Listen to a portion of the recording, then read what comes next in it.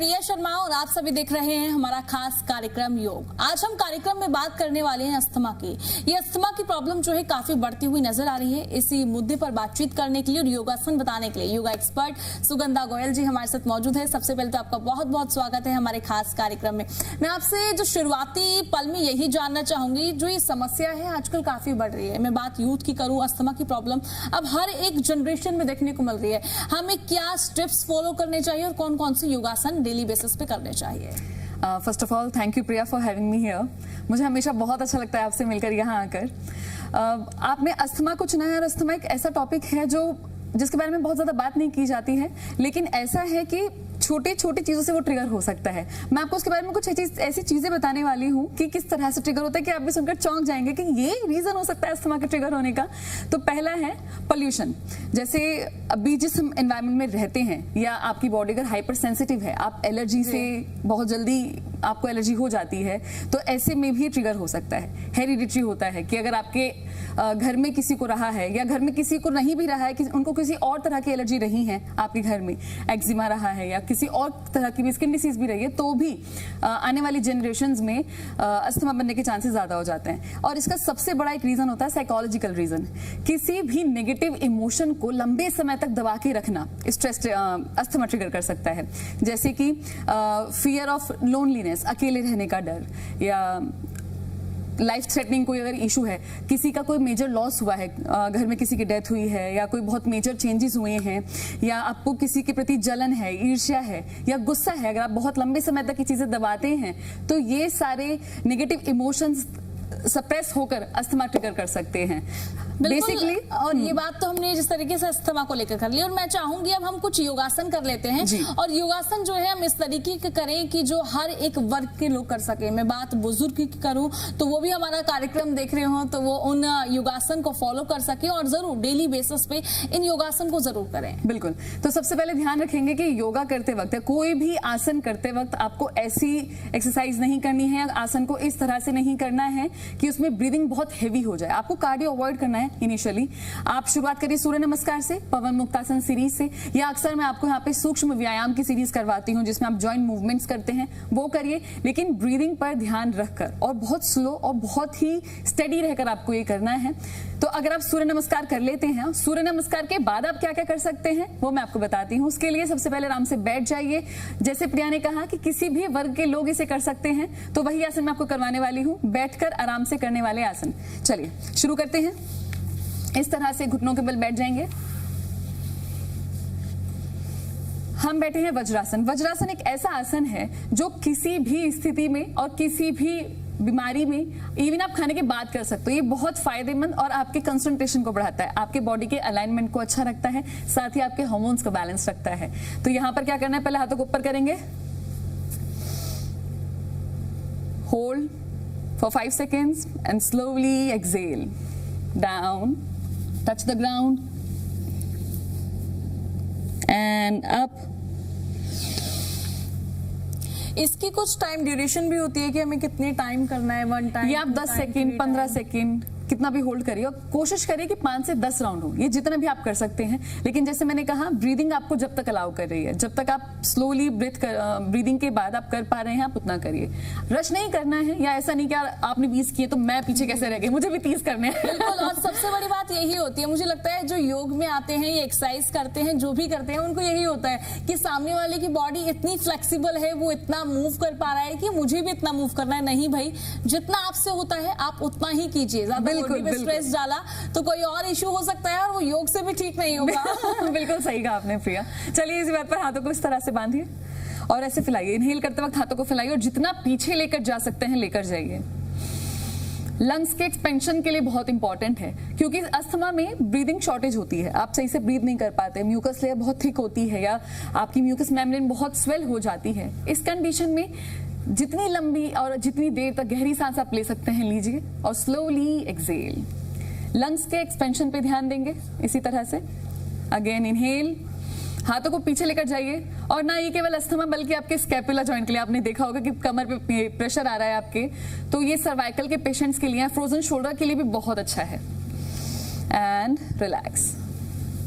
अब यहीं से हम करेंगे गौमुखासन। गौमुखासन के लिए क्या करना है, इस तरह से पहले पैरों को सीधा कर लेंगे। मैंने आपको पहले बताया इसकी बहुत आसान टेक्निक है, कैसे करना है। एक पैर को मोड़ के अपने इस तरह से रखेंगे, घुटना आगे की तरफ रहेगा और पैर पंजा पीछे की तरफ आपके हिप पोर्शन के पास। अब दूसरा पैर उसके ऊपर लेकर आइए, घुटने के ऊपर घुटना होना चाहिए, कमर बिल्कुल सीधी। गुड।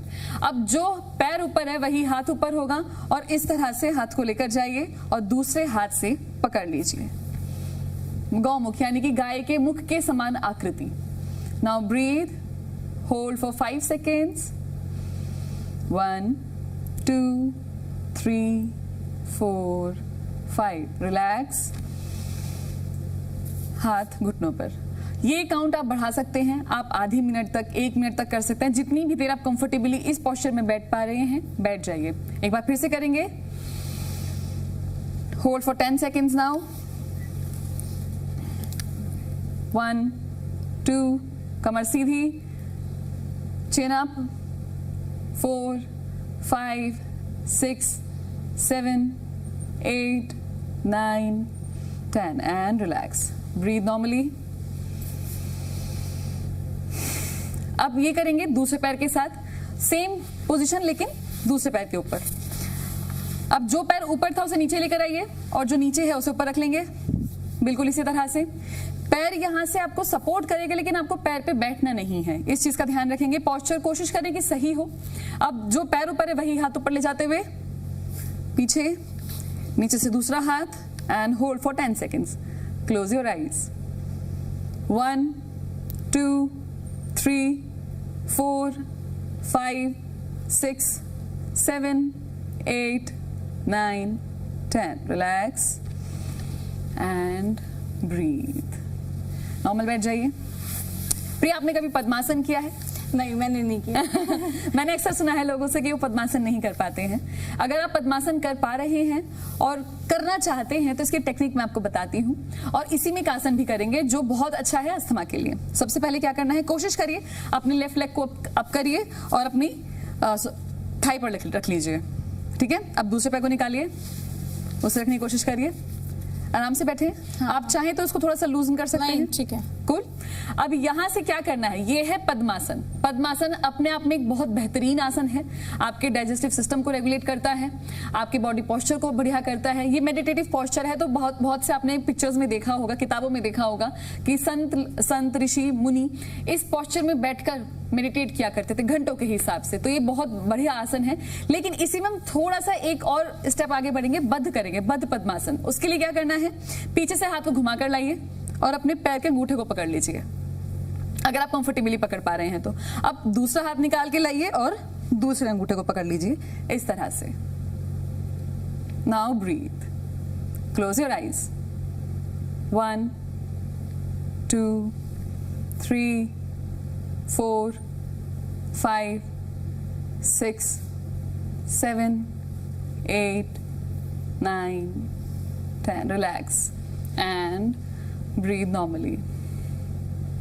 थोड़ा सा ट्रिकी पर बेहद ही इंटरेस्टिंग आसन है ये। इस आसन के बहुत फायदे हैं और अस्थमा को सप्रेस करना या अस्थमा को प्रिवेंट करना, ये इसका एक बहुत बड़ा फैक्टर माना जाता है। चलिए अब आगे बढ़ेंगे। अब करेंगे हम भुजंग और शशांक का कॉम्बिनेशन में। भुजंगासन आपने पहले भी कई बार किया है। भुजंगासन के अपने इतने फायदे हैं कि आप जैसे कुछ आसन होते हैं ना कि आप किसी भी चीज में कभी भी कर सकते हैं। ये गो टू आसन जो हम कहते हैं, सूर्य नमस्कार है, बिल्कुल बिल्कुल बिल्कुल। तो ये आसन ऐसे हैं कि आप किसी भी परेशानी में कर सकते हैं। आपके ब्लड सर्कुलेशन को मैनेज करता है, रेस्पिरेटरी को मैनेज करता है, हार्मोन्स को बैलेंस रखता है। इसीलिए हम इसमें भी भुजंगासन करेंगे, क्योंकि चेस्ट एक्सपेंशन होता है, ब्रीदिंग प्रॉपर हो पाती है, ब्लड सर्कुलेशन इंप्रूव होता है। लेकिन इसके साथ साथ हम शशांक आसन को कॉम्बिनेशन में करेंगे। किस तरह से, उसके लिए आसन पर पेट के बल लेट जाएंगे। Make yourself comfortable on the mat. हाथ को चेस्ट के साइड में रखेंगे इस तरह से। अब इनहेल करते हुए आप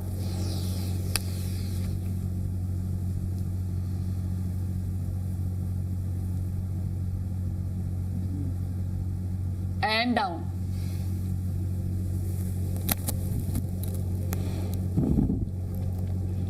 प्रिया, आपने कभी अगर भुजंगासन किया है तो आपने किस तरह से किया है? सेम। एक ना मुझे लगता है कि दर्शकों को भी सबसे ज्यादा परेशानी होती होगी। अब जिस तरीके से हम ये कर रहे हैं, एक तो एक पोस्चर होता है ये, और काफी लोगों का हम ये भी देखते हैं। बिल्कुल। तो ये परेशानी मैंने काफी समय पर नोट की है। जब योगासन करते हैं तो सबसे ज्यादा लोग परेशान इसी चीज को लेते हैं, अब करते हैं। हाँ, जी बिल्कुल। मैंने आपसे ये सवाल इसीलिए पूछा क्योंकि इसमें मैंने आपको दूसरा वेरिएशन करवाया, इसके फायदे मैं आपको बताने वाली हूँ। अब क्या करेंगे, अभी हमने किया था ये वाला, ठीक है, तो इसका पूरा असर आता है हमारे कंधे पर, प्रेशर आता है कंधे पर, हाथों के फोर आर्म पर आपको प्रेशर फील होगा, लेकिन ये साथ साथ आपके चेस्ट को, आपके रिब केज को बहुत स्ट्रेंथन करता है क्योंकि प्रेशर रहता है उस पर।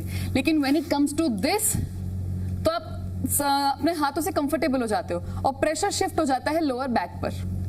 तो स्पाइन के जो 3 हिस्से हम मानते हैं, सर्वाइकल, थोरेसिक और लंबर, ये एक एक करके उसको टारगेट करके चलते हैं हम जब भुजंगासन करते हैं। तो इसके सारे वेरिएशंस बिल्कुल ठीक है। अगर आप ऐसे कर रहे हैं तो भी ठीक है, ऐसे कर रहे हैं तो भी ठीक है, और ऐसे कर पा रहे हैं तो भी ठीक है भाई, क्योंकि मैंने देखा है कि सभी लोग अपने अपने तरीके से करते हैं। और सबसे ज्यादा क्वेरी जो है लोगों में यही रहती है, क्योंकि हम शो में आते हैं, नए नए गेस्ट देखते हैं, तो फिर यही देखने को मिलता है कि सभी की जो पोस्चर है वो हमें अलग देखने को मिलता है। सबके तरीके अलग हैं, लेकिन फायदा हर एक का इसी तरह से जाता है कि स्पाइन के अलाइनमेंट को वो ठीक करता है, बैक इश्यूज को वो रिजॉल्व करता है। और शुरुआत अगर किसी के सर्वाइकल में है तो सर्वाइकल से करिए, थोरेसिक पे है तो धीरे धीरे शिफ्ट होते जाइए, और जब आप पूरी तरह से अपना बैलेंस कर पा रहे हैं, फ्लेक्सिबिलिटी को आपने अटेन कर लिया है, तो completely up and straighten your elbows, इस तरह से। तो दोनों ही आसन, दोनों ही तरीके बिल्कुल ठीक है। आप जो कंफर्टेबली कर पा रहे हैं वो आसन आपके लिए बेहतर है। चलिए, तो अभी हमने भुजंगासन किया। अब भुजंगासन के बाद इसी से शिफ्ट होकर अपने घुटनों को मोड़िए और इस तरह से आ जाइए। ये है शशांक आसन। अब वापस यहां से आएंगे, भुजंगासन में लेटेंगे, inhale and up, hold for 5 seconds, 1 2 3 4 5. Now change, shift to Shashankasan. Now hold for 5, 1 2 3 4 5. Relax, lay down. बहुत अच्छे, बैठ जाइए आराम से। तो प्रिया, इसे करने में कोई तकलीफ या कोई ट्रिकी लगा ये आसन? नहीं, ट्रिकी तो नहीं लगा, और मुझे लगता है कि ये सभी लोग इस आसन को आराम से कर सकते हैं। जिस तरीके से हमने कार्यक्रम की जो है शुरुआत ही इस तरीके से की कि सभी वर्ग के लोग आराम से कर सकते हैं, और ये सभी आसन जो है नॉर्मल थे और आप सभी कर सकते हैं। पर हाँ, जितनी बॉडी आपकी फ्लेक्सिबल हो आप उतना ही करें। धीरे धीरे धीरे बॉडी फ्लेक्सिबल होती हुई नजर आती है, यूज्ड टू हो जाती है मुझे बिल्कुल, बॉडी जिस तरीके से हम रेगुलर बेस पे एक्सरसाइज करते हैं। शुरुआत में लगता है कि थोड़ा दर्द हो रहा है या बॉडी रेजिस्ट करती है। हम जैसे हमारा इंसानी नेचर होता है ना कि हम किसी भी बदलाव को पहले मना करते हैं कि नहीं चाहिए, इसी तरह से हमारी बॉडी है कि पहले वो किसी भी बदलाव के लिए आपको मना करती है कि भाई रहने दे, be in your space, comfortable रहे, क्यों मेहनत करनी है। लेकिन धीरे धीरे धीरे वो उसे अडेप्ट करने में टाइम लगता है, लेकिन वंस वो अडेप्ट कर लेती है तो आपको चेंजेस भी दिखते हैं। तो योग, एक्सरसाइज, किसी भी तरह का फिटनेस, स्पोर्ट्स इसी तरह से आपके शरीर पर काम करते हैं। चलिए अब आगे बढ़ेंगे प्राणायाम की तरफ। जैसे मैंने कहा, अस्थमा में हम बहुत हेवी वर्कआउट नहीं करते हैं, शुरुआत करते हैं इन्हीं आसनों से, सूक्ष्म व्यायामों से, सूर्य नमस्कार के शुरुआती सिर्फ 7 राउंड से। लेकिन आगे बढ़ेंगे हम इसमें प्राणायाम में। प्राणायाम एक बेहद इंपॉर्टेंट रोल प्ले करता है अस्थमा को प्रिवेंट करने के लिए और आपकी ब्रीदिंग को रेगुलाइज, चैनलाइज करने के लिए। सबसे पहले हम करेंगे अनुलोम विलोम और योग निद्रा के साथ, वो आगे बढ़ेंगे, लेकिन शुरुआत करते हैं अनुलोम विलोम से। जिस भी पोस्चर में आप कंफर्टेबली बैठना चाहते हैं बैठ जाइए, बी इट सुखासन, पद्मासन, वज्रासन और चेयर पे, जैसे भी आप चाहें। कमर गर्दन सीधी, एक हाथ में प्रणव मुद्रा लगाएंगे। कैसे लगानी है? शुरुआत की दोनों उंगलियों को अंगूठे के बेस पर टच करेंगे। अब ये शुरुआत हो रही है, मुझे एक और बात याद आई, जिस तरीके से हम ऐसे करें, कुछ लोगों का ये भी हम देखने को मिलता है कि इस तरीके से योगासन शुरू होता है। जी प्रिया, मैंने कहा ना कि हर एक उसमें बहुत वेरिएशंस आते रहते हैं। ये मुद्राओं का अलग अपना एक साइंस है, इस पे मैं आपसे जरूर एक दिन कभी डिस्कस करना चाहूंगी। तो जब हम मुद्राएं करते हैं तो ये आपने बताई ये है ज्ञान मुद्रा, आप किसी को पलट दो ये है चिन्ह मुद्रा, ये बनी प्रणव मुद्रा। अब इसी को बनाइए इस तरह से, ये बनी हृदय मुद्रा या अपान वायु मुद्रा। तो आप जब अपनी उंगलियों को इस तरह से पर्टिकुलर पॉइंट्स पर प्लेस करते हैं तो आपकी बॉडी में प्राण तत्व बहने लगता है, बढ़ने लगता है। आपने देखा होगा कि अक्सर रिंग इसमें क्यों पहनी जाती है, रिंग फिंगर क्यों कहते हैं इसको? कहते हैं ना कि इसकी यहाँ से जो नस जाती है वो दिल तक पहुंचती है। अब इतनी अनोटमी तो हम लोग नहीं जानते, लेकिन मैं इतना जरूर जानती हूँ कि आपके शरीर में जो 72,000 नाड़ियां हैं उनका संबंध आपके इन हाथों से और पैरों से होता है। वो पॉइंट्स आपको यहाँ मिलते हैं। तो जब आप इस तरह से उन्हें पकड़ते हैं तो वो प्राण वापस आपके शरीर से निकलने वाला प्राण आप ही की बॉडी में वापस एंटर करता है। इसीलिए मुद्राओं का अपना एक बहुत अलग ही महत्व है। ये मुद्राएं न केवल योग में मिलती हैं, बल्कि आपने देखा होगा जो हमारे यहाँ का क्लासिकल डांस है उसमें मिलती हैं। कथक है, भरतनाट्यम है, कुचिपुड़ी, जिनमें भी हाथों की मुद्राओं का इस्तेमाल किया जाता है उसका एक मेडिकल रीजन भी रहता है, उसके पीछे एक एंशियंट थेरेपी रहती है। तो ये इसलिए मुद्राएं बहुत इंपॉर्टेंट है। और इन्हें प्राणायाम के साथ जोड़ दो तो सोने पे सुहागा कि प्राणायाम के तो फायदे मिल ही रहे हैं, साथ साथ आपको इस चीज के भी फायदे मिल रहे हैं। तो अपने प्राण को रेगुलेट करिए इस तरह से प्रणव मुद्रा लगाकर, और एक हाथ में ज्ञान मुद्रा लगाएंगे, या आप नॉर्मली से अपने घुटने पर भी रख सकते हैं, जैसे भी आप चाहें। अब क्या करना है, अपने राइट नॉस्ट्रिल को दबाइए, inhale from the left one, hold, और अब एक्सहेल करेंगे राइट साइड से। फिर राइट से इनहेल, होल्ड, और लेफ्ट से एक्सहेल। चलते रहिए।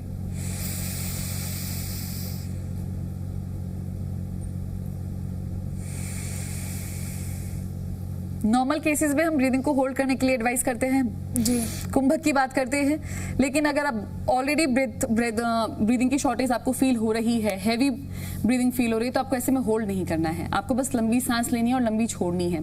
प्राणायाम करना है, ये आपको 10 से 15 मिनट, और जितनी देर आप कर सकते हैं उतनी देर। शुरुआत में आप आराम से अपने टाइम के हिसाब से करिए, 1 मिनट, 2 मिनट, 5 मिनट, लेकिन धीरे धीरे टाइम बढ़ाना ही है। तो अनुलोम विलोम के बाद अब हम आगे बढ़ेंगे सोहम प्राणायाम पे। लेकिन इससे पहले मैं आपको एक चीज बताती हूँ प्रिया, कि एक टेक्निक होती है अस्थमैटिक पेशेंट्स के लिए कि जब भी आपको ब्रीदिंग की बहुत हेवीनेस फील हो ब्रीदिंग में, तो अपने दांतों, अपने होठों को इस तरह से कर लीजिए जैसे हम सीटी बजाते हैं। अब I don't know how to whistle तो मैं बस बता सकती हूँ वो चीज। तो इस तरह से होठों को बंद करिए, ये, और आपको डीपली एक्सहेल करना है होठों से, होठों को भींचकर, जिस तरह से हम लोग विसल करते हैं। तो ये बहुत छोटी छोटी टेक्निक्स हैं जो बहुत फायदेमंद होती हैं। एक बार सोहम प्राणायाम कर लेते हैं जल्दी से। सोहम प्राणायाम के लिए आपको क्या करना है, सोहम प्राणायाम के तरीके बहुत होते हैं, लेकिन मैं आपको इसे एक मेडिटेटिव टेक्निक के साथ बताती हूँ। क्या करना है, जब आप इनहेल करते हैं तो ध्यान देना है कि आपकी, जब आप सांस ले रहे हैं तो नाक से कुछ स जैसा साउंड निकलता है, कुछ सा हम बोलते हैं, तो इसे हम कहते हैं सो। और जब हम सांस छोड़ रहे हैं तो हम उसे कहते हैं हम।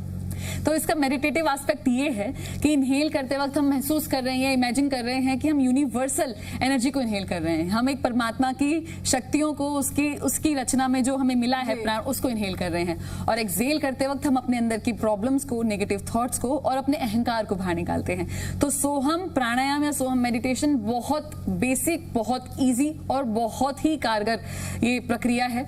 लेकिन हम इसे अगर कोशिश करें मेडिटेटिव तरीके से करने की, तो ये इसका बेस्ट वे है। एक बार ट्राई करते हैं। सिर्फ ब्रीदिंग पर ध्यान देना है और ये सोचना है कि इनहेल करते वक्त आप एक प्राणिक एनर्जी को इनहेल कर रहे हैं और एक्सहेल करते वक्त अपने अंदर की प्रॉब्लम्स को बाहर निकाल रहे हैं, अपने अहंकार को बाहर निकाल रहे हैं। बिल्कुल शांत ज्ञान मुद्रा में बैठ जाइए। इनहेल, लंबी गहरी सांस लेते हुए, एंड एक्सहेल स्लोली। इनहेल। जब आप इनहेल कर रहे हैं उस एनर्जी को, तो ये भी आपको साथ साथ सोचना है कि आप उसी एनर्जी से खुद को हील कर रहे हैं। बी और हीलर, आपके अंदर की सारी प्रॉब्लम्स आप खुद हील कर सकते हैं। ऐसा नहीं कि मेडिकल साइंस की जरूरत नहीं, पूरी जरूरत है। आपके जो ट्रीटमेंट चल रहा है उसकी पूरी जरूरत है, चलाए रखिए। लेकिन ये छोटी छोटी टेक्निक्स हैं जो आपको बॉडी की तरफ, आपके अपने हीलिंग की तरफ आपको पॉजिटिव करती हैं। तो एक बार फिर से last round. Inhale, slowly exhale